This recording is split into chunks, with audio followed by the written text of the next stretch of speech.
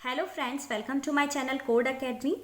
Today we will discuss about algorithm and pseudocode, difference between algorithm and pseudocode, and how to write algorithm, means rules for algorithm writing. So let's start. Yes, first है what is algorithm. तो algorithm is a step by step description of how to arrive at solution. मतलब कोई भी problem का जो हम solution ढूंढते हैं, जो सॉल्यूशन निकलते हैं, वो स्टेप बाय स्टेप्स फॉलो करते हुए चलते हैं, वो एल्गोरिदम कहलाती है.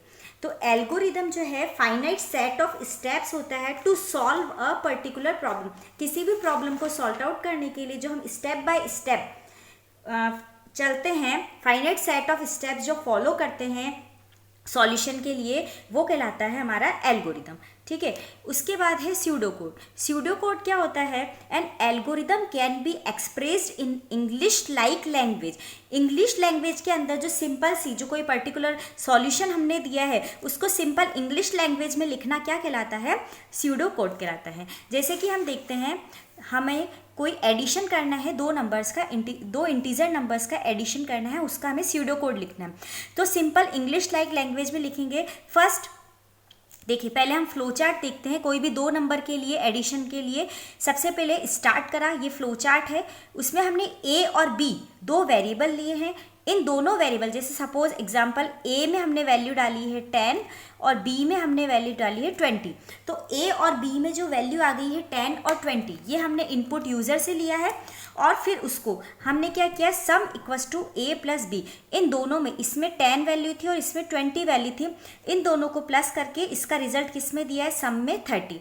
और इस सम को हमने क्या करा दिया है? प्रिंट. और हमारा फ्लो चार्ट स्टॉप हो गया. ठीक है. ये तो आपका कहलाता है फ्लो चार्ट. लेकिन इसको स्यूडो लैंग्वेज में लिखना है, स्यूडो कोड में लिखना है. सबसे पहले क्या लिखेंगे? Start the program. उसके बाद हमने क्या किया था, यहाँ पे दो नंबर एंटर कराए थे, यूजर से इनपुट कराया था. तो accept the first and second number, या फिर read the first and second number. फर्स्ट और सेकंड नंबर को हमने रीड किया. उसके बाद क्या कराया, जो ए और बी में, फर्स्ट और सेकंड, ए और बी वेरिएबल में जो वैल्यू आई है उसको हमने सम करा दिया है कि sum first number and second number and store the result in another number. Another number क्या हो गया? ये मतलब अनदर वेरिएबल क्या हो गया? सम. इस सम में हमने वैल्यू स्टोर करा दी है और प्रिंट करा दिया हमने रिजल्ट को. ठीक है. तो ये आपका इंग्लिश लाइक लैंग्वेज जो हमने लिखा है, ये आपका कहलाएगा स्यूडोकोड. अब इसी को अगर हमें एल्गोरिदम की फॉर्म में लिखेंगे तो एल्गोरिदम के लिए कुछ रूल्स फॉलो करने पड़ते हैं. पहले हम उन रूल्स को देख लेते हैं, उसके बाद हम एल्गोरिदम कैसे लिखते हैं वो देखेंगे. तो सबसे पहले हम देखते हैं rules for writing algorithm writing. First है, हमें एल्गोरिदम जो भी स्टार्ट करेंगे उसको लिखने से पहले स्टार्टिंग स्टेटमेंट जो लिखा जाता है वो लिखा जाता है begin. Means N algorithm should start with begin statement. Begin statement से हम एल्गोरिदम को स्टार्ट करेंगे. उसके बाद है, हमें कोई पर्टिकुलर वेरिएबल्स देने हैं, तो वेरिएबल के नेम, जो भी हम वेरिएबल के नेम्स देंगे वो क्या होने चाहिए? Always in capital letter. वो किस में होने चाहिए? कैपिटल लेटर के अंदर चाहिए. Variable name use in algorithm should be in capital letter. Okay. उसके बाद हमें कोई असाइनमेंट देना है. सपोज हमें पहले से ही कोई वैल्यू देनी है, जैसे हमने बोल दिया सी की वैल्यू 30, तो हमको पहले से कोई वैल्यू को सेट करना है, कोई असाइनमेंट है उसको लिखना है. तो उसको लिखने का तरीका क्या होगा? यहाँ पे लगाएंगे सेट. ठीक है. सपोज हमें लिखना है सेट सी इक्वल्स टू 30, तो हमने इस तरह से इसको डिक्लेयर किया सेट के थ्रू. तो any assignment should be in following manner, set C equals to 30 और सेट, अगर हमें ए और बी की वैल्यू को इक्वल करनी है तो set A equals to B. इस तरह से कोई भी असाइनमेंट दिया जाता है. ठीक है. एल्गोरिदम के अंदर लिखने का ये रूल है. रूल नंबर 4, हमें कोई भी डेटा इनपुट लेना है, मतलब यूज़र से कोई डेटा लेना है, तो यूज़र से डेटा लेने के लिए हम उसके लिए स्टेटमेंट लिखते हैं, रीड स्टेटमेंट. क्या लिखते हैं?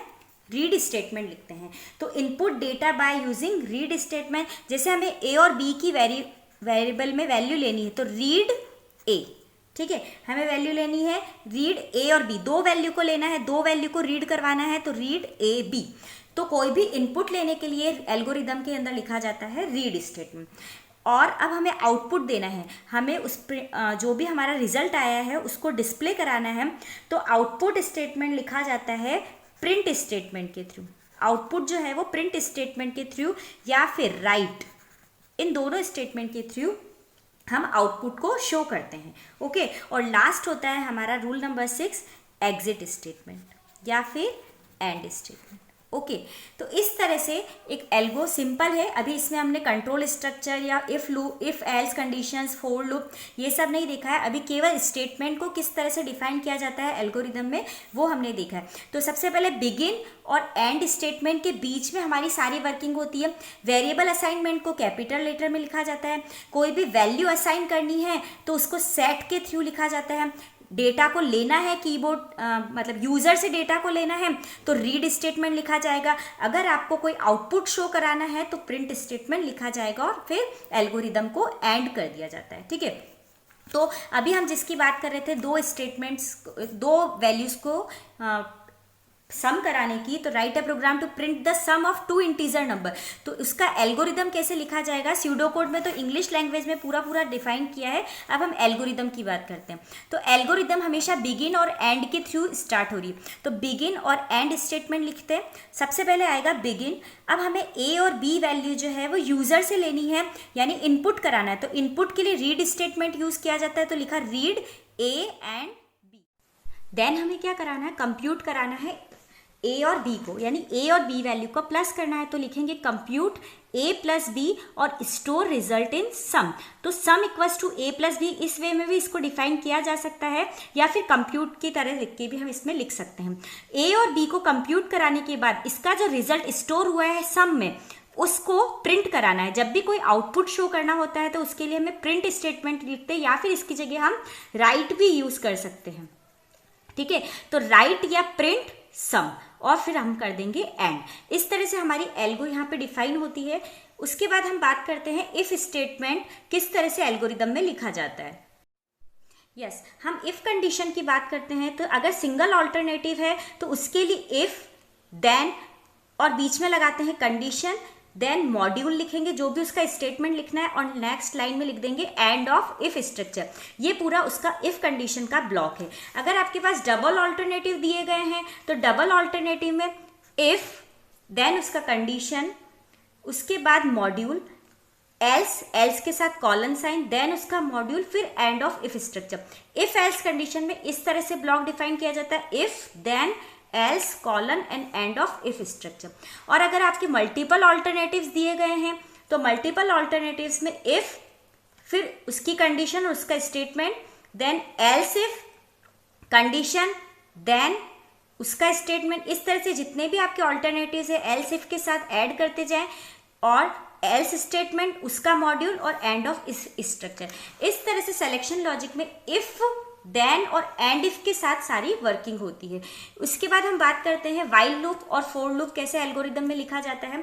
कोई भी वाइल कंडीशन अगर आपको दी हुई है, ये रिपीटिटिव कंडीशन होती है, इटरेशन लॉजिक होता है इसमें, तो लिखेंगे रिपीट, वाइल के साथ कंडीशन, उसका statement and end of loop. ठीक है, रिपीट लगाएंगे यहाँ पे, वाइल कंडीशन लगाएंगे वाइल की, उसका जो भी स्टेटमेंट मॉड्यूल जो देना है आपको, उस मॉड्यूल का यहाँ ब्लॉक लिखेंगे, देन एंड ऑफ लूप लिखेंगे। अगर आपको फॉर का लूप लगाना है तो रिपीट, क्योंकि ये भी रिपीटेटिव कंडीशन में आता है, तो रिपीट फॉर आई की वैल्यू जहां से इनिशियलाइज करनी है, इनिशियलाइजेशन, और जहां उसको एंड करना है। तो आई की वैल्यू 0 to n लगाया है, मैंने एग्जांपल लेके दिखाया है। 0 to n यानी 0 से n तक का लूप लगाना है फॉर का, बाय स्टेप 1, मतलब ये एक एक स्टेप फॉलो। आई की वैल्यू पहले 0 होगी, फिर 1 होगी, फिर 2 होगी। अगर इनको दो से इंक्रीमेंट करना है तो बाय स्टेप 2 लिख सकते हैं हम। ठीक है, उसके बाद उसका मॉड्यूल, उसका जो ब्लॉक लिखना है वो, और एंड ऑफ लूप। इस तरह से एल्गोरिदम को हमको लिखना होता है। और इसके आगे हम बात करेंगे एल्गोरिदम की कॉम्प्लेक्सिटी। अगर आपको ये वीडियो पसंद आया है तो इसे लाइक कीजिए, ज़्यादा से ज़्यादा शेयर कीजिए और सब्सक्राइब कीजिए आगे की नोटिफिकेशन पाने के लिए। Thank you so much.